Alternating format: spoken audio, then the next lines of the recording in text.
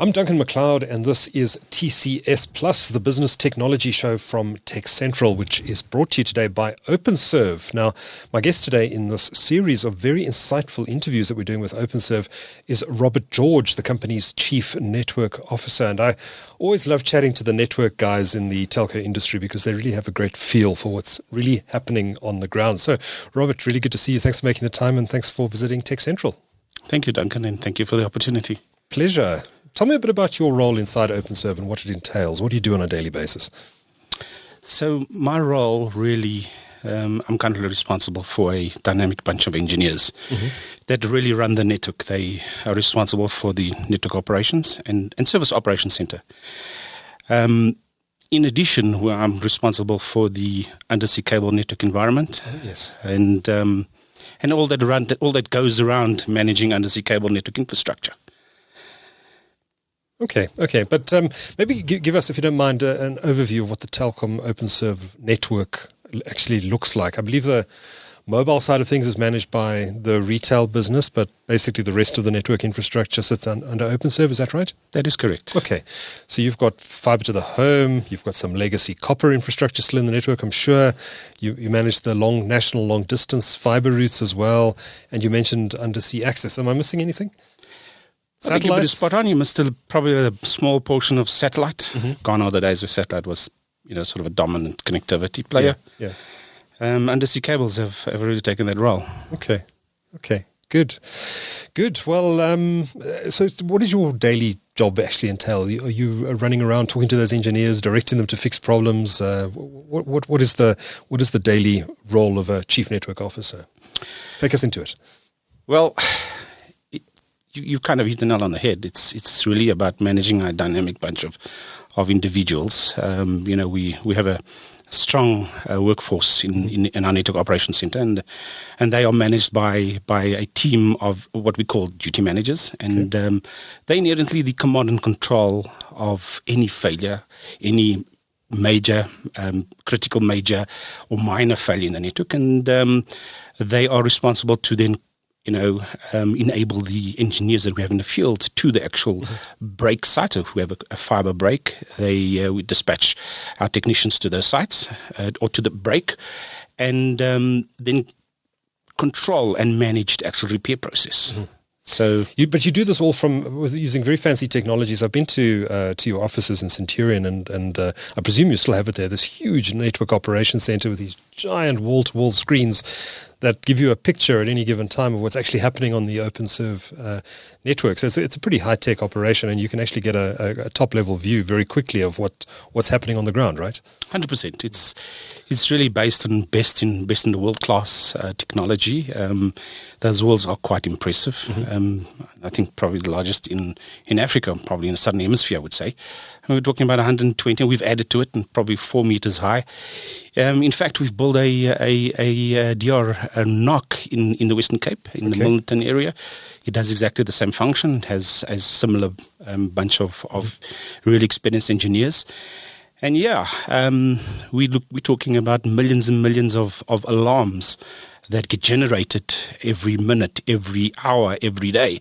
And it's really about making sense of those alarm indicators and actioning what is not actually seen. I mean, we do a lot of automation, a lot of machine learning, and I mean, one can appreciate we're looking at over 100 million alarms on a monthly basis. Good grief! And the actionable events is actually much significantly less. So there's a lot of benefit in centralizing your network management, and that gives you the ability to centrally actually repair many of the failures that at a logical layer, for example. But if it's a physical issue, I guess we are very, very keenly integrated with our field force. Yeah.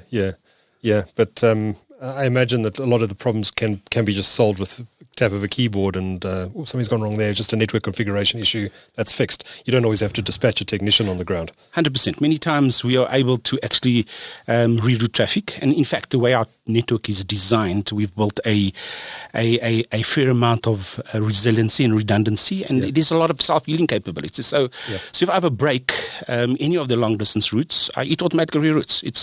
There's additional capacity. We've built in additional capacity that reroutes, and I'm not talking about 1 gig and 10 gigs. I'm talking about 100 gigs and 200 gigabits per second, 400 and 800 gigs per second. We're able to reroute and switch in milliseconds. Right. So that self-healing capability is really, manifested itself in our reliability of our network. You mentioned machine learning, so you are using ML and AI tools to actually help you with that self-healing. Yes, we started with that. We're looking at that quite aggressively to, we're always learning, trying to find better ways of managing and running our network. And I'm able to see at any point in time through apps that we've developed in collaboration with Pushka and his team on any failures that I have in my network, and I can tell you right down to which technician is actually in the field, which service providers on the ground. Okay. I have that ability. Okay. I earlier spoke about the undersea cable repairs off the coast of KwaZulu-Natal. This adverse weather has put the ship in a holding pattern until they can continue safely repairing the shunt break that currently is in place. So, as I'd indicated, that we have 2 very skilled and experienced Openserve technicians on board. So and even with the breaks we had on the West Coast, it was quite a long and lengthy repair time. I must actually ask you, there have been a significant number of cable breaks, undersea cable breaks around Africa in the last 18 months or so. Is it just my imagination, or has it been much higher than usual? It is definitely much higher than usual, and incidentally, since COVID started and the huge demand on our network, Alton constantly challenges us to improve our network availability and the capacity.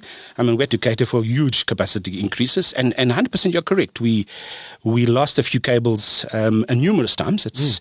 And again, having capacity on 2 undersea cables is actually not good enough anymore. You need 3 and 4. In fact, we're looking at additional capacity through other cable through to South America, for example. So you need to constantly be monitoring the performance of your network and ensuring that you have sufficient capacity to handle such a break. We lost 5 cables actually, and we were still able to provide seamless connectivity through the Equiana Google cable, which we have a fibre pair on. So right.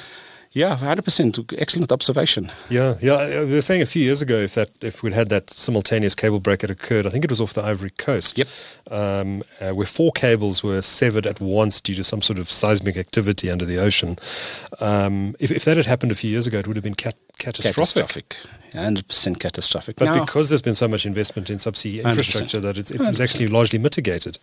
Correct. 100% largely mitigated, and our partners, competitors in the industry are also pulling in their own cables. So there's quite a fair amount of cable infrastructure available. Right. It sounds to me that it sounds as if we actually do need all of this cable infrastructure. It's not a case of what we saw around the era of the .com bubble in around 2000 in the North Atlantic, where there was a massive overinvestment in subsea cables. It sounds like, despite the huge investments we've seen in recent years, that the investments we're seeing certainly around Africa are actually justified. And rightly so. And I guess the demand will be continuously increasing with all these new applications coming on board and all these hyperscaler technologies coming on board. And the demand for capacity and bandwidth is going to ever increasingly grow. We already have that in mind, and hence our investment in some of these cable infrastructures. I want to come back to your network operations center, and you mentioned the new one you've built in the Western Cape as well, and just touch on load shedding now.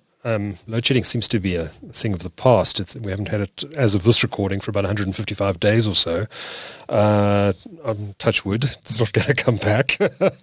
But it seems that Eskom has had a structural shift in its performance, and it appears that it is on top of the situation now. But I imagine that sitting in that network operations center in Centurion when load shedding starts must be quite a thing, because I'm sure the screen just fills up with faults the moment the power goes off. How have you been trying to deal with the scourge of load shedding in your network? What has historically the impact been, and what have you done in terms of investments to make the network more robust when the power does go off?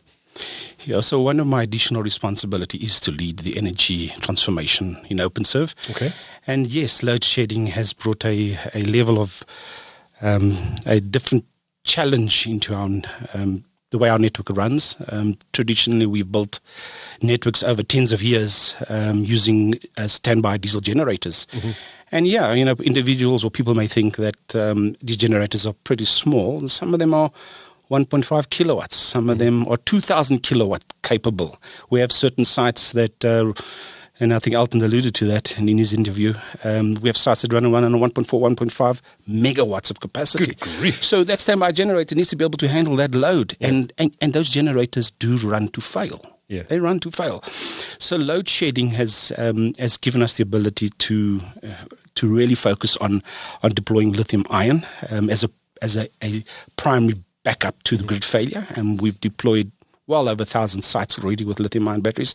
As indicated, it can handle up to between 4 and 6 hours of downtime. Right. To complement that, we've also aggressively pursuing solar deployment to complement, in other words, to charge the batteries during the day, and in fact also power many of our sites, with solar.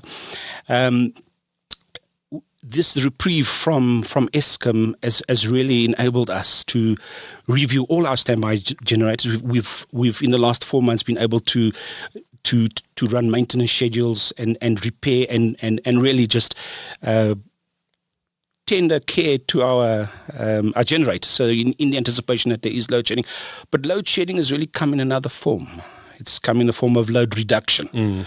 So we've seen quite a fair amount every day, and I get a report every hour of the load reduction that occurs in the network. But I think what is probably more detrimental is extended municipal outages.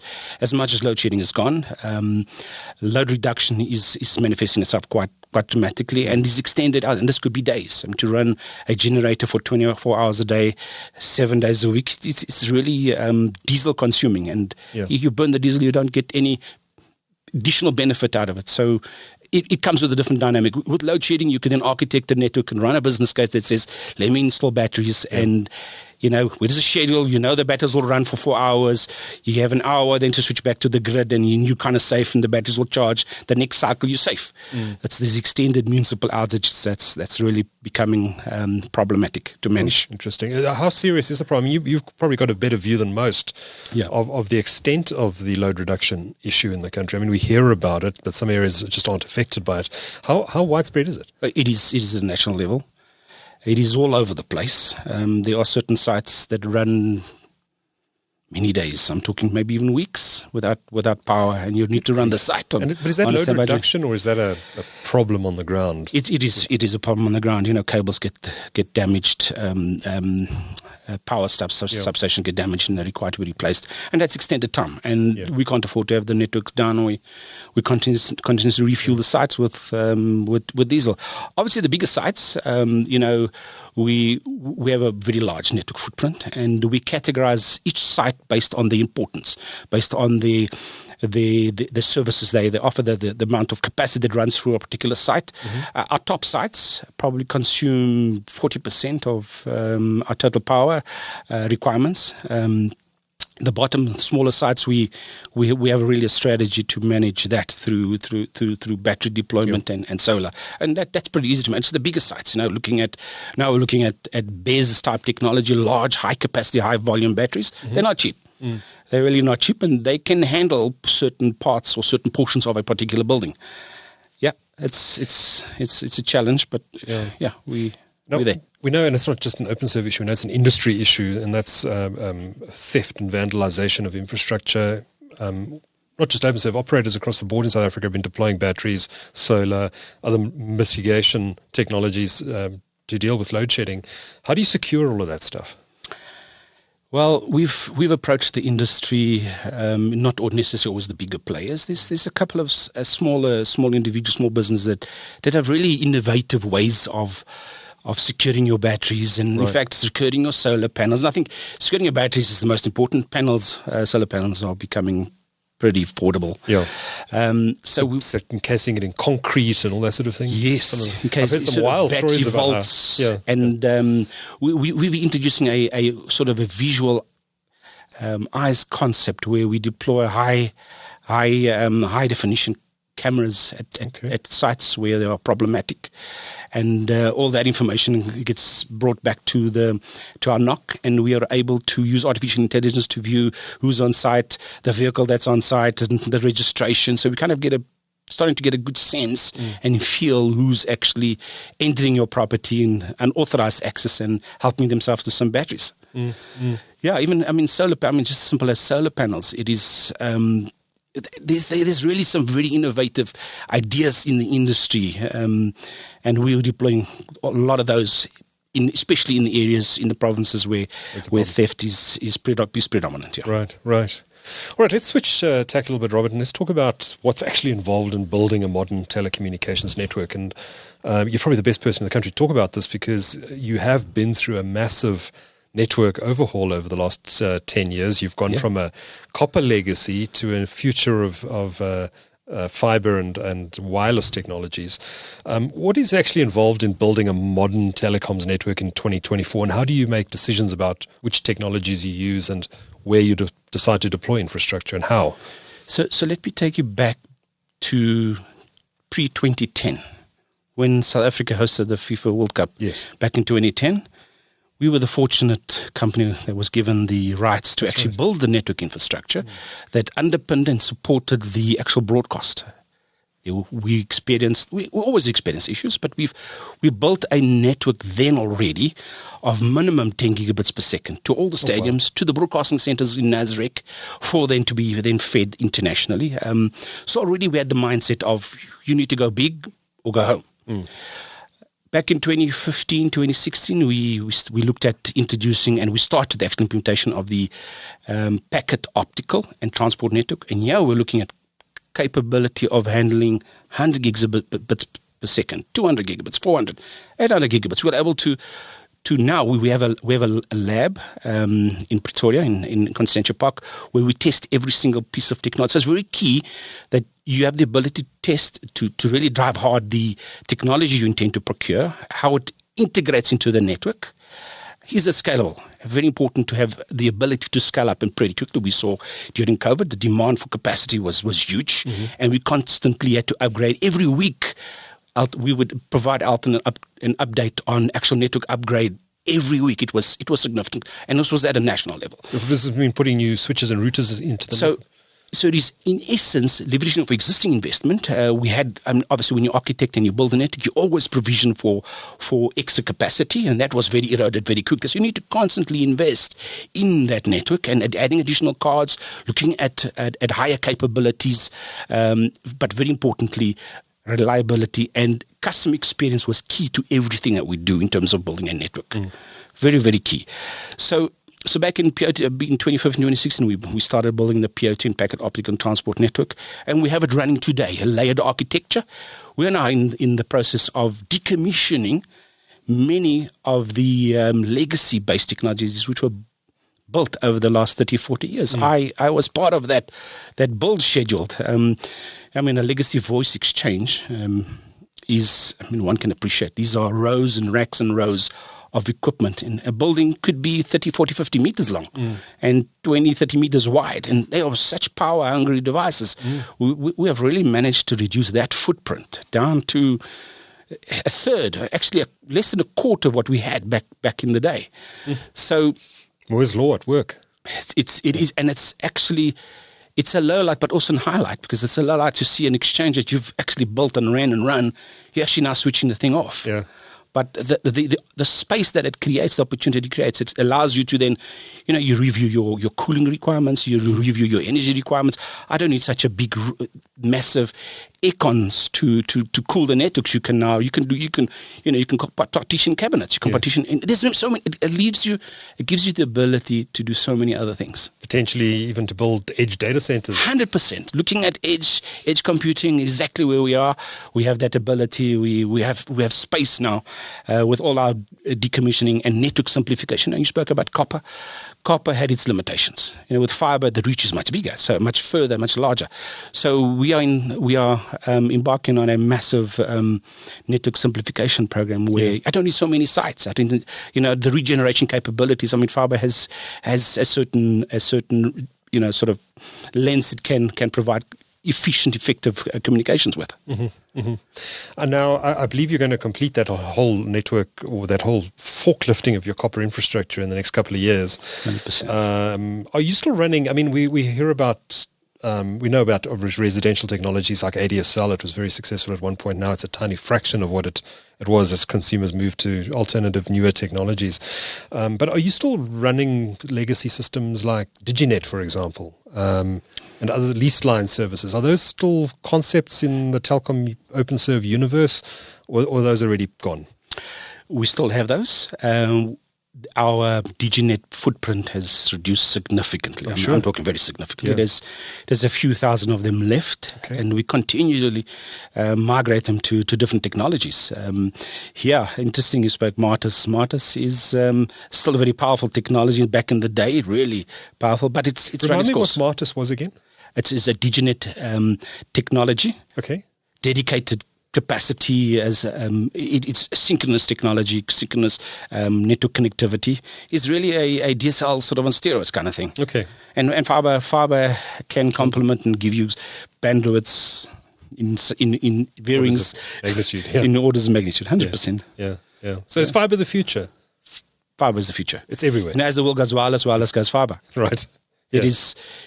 Without fibre, you can't do fast wireless. Yeah. You're kind of in trouble if you don't have the footprint and the reach that we have. You really need to catch up. Yeah. You really need to deploy, and deploying that takes a lot of capital and time. Yes. And it needs to be of a certain standard and certain quality. I mean. Yeah.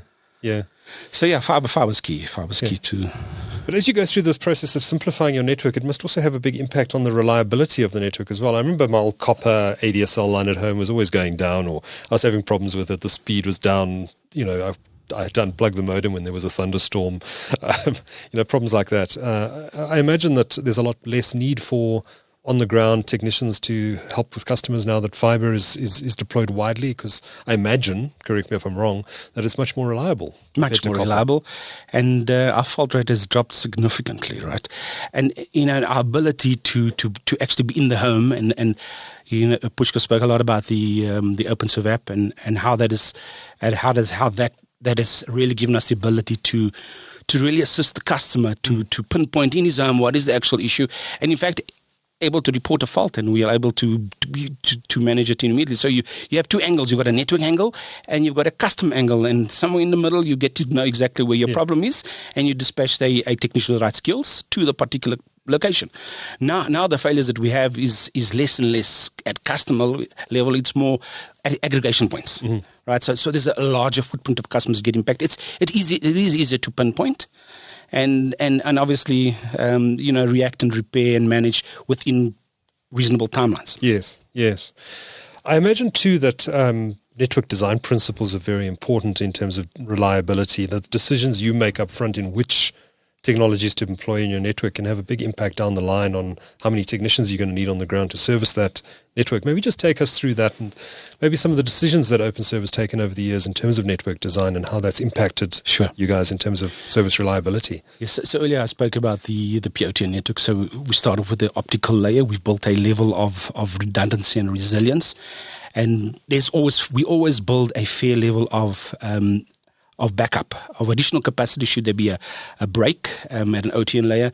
At an Ethernet layer, more regionalized, we run on meshed networks. So if a path fails, it will reroute, and that also always requires capacity.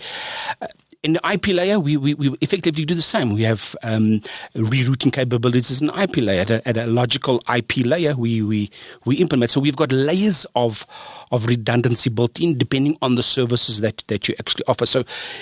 So yes, we have very strict design principles. You don't run links more than a certain percentage. We had 50%, 60%. Before we actually task the engineering team to already start planning the next device or the next card or the next node.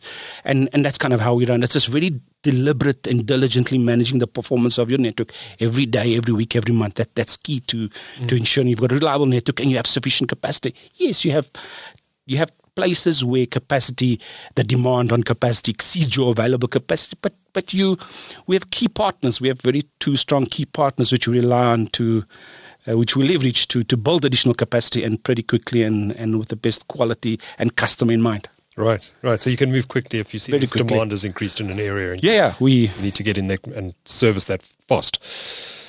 pretty much so. And yet, if you look at, for example, the way our network is architected, you may think, yes, you've got routes that are underutilized. It is by design that way.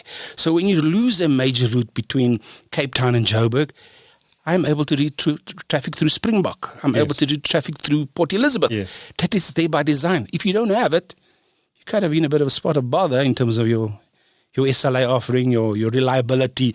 We pride ourselves on being the best fibre network in South Africa. And just to touch on that, on the copper network one last time, I know that you're ripping it out and actually selling that copper. And the copper price, I think, actually touched an all-time high recently.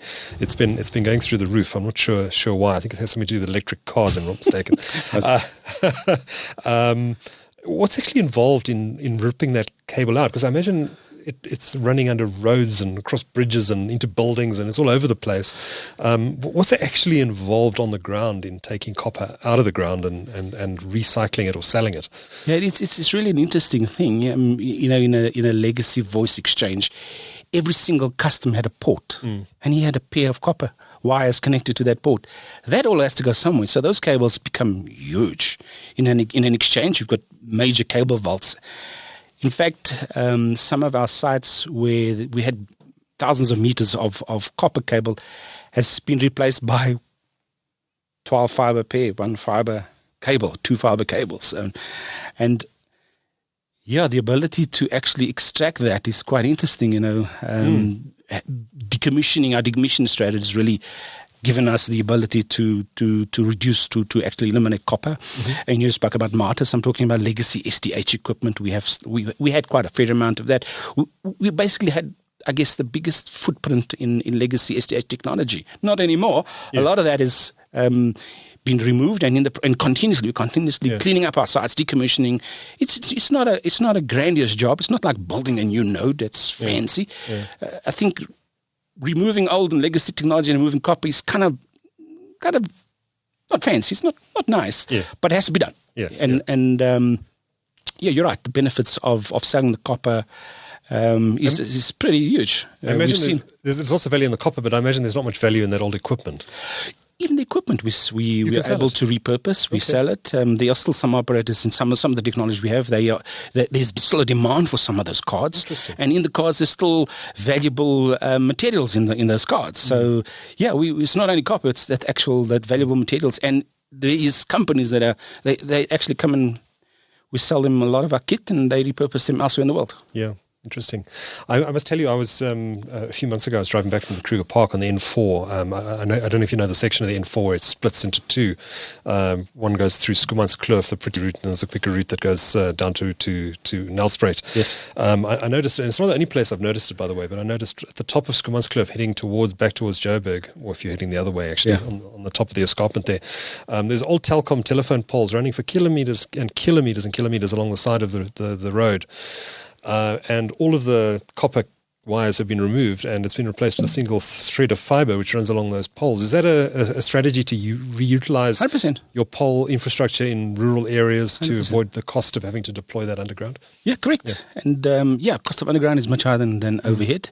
We are challenged. Some poles get taken out through accidents and through veld fires and that type of stuff. Fires, I imagine, big 100%. But we know where the hotspots are, and we have deliberate programs to replace those wooden poles with concrete poles. It works. Okay. It really works. So we leverage off that infrastructure. Yeah. It just makes sense to do that. Yeah.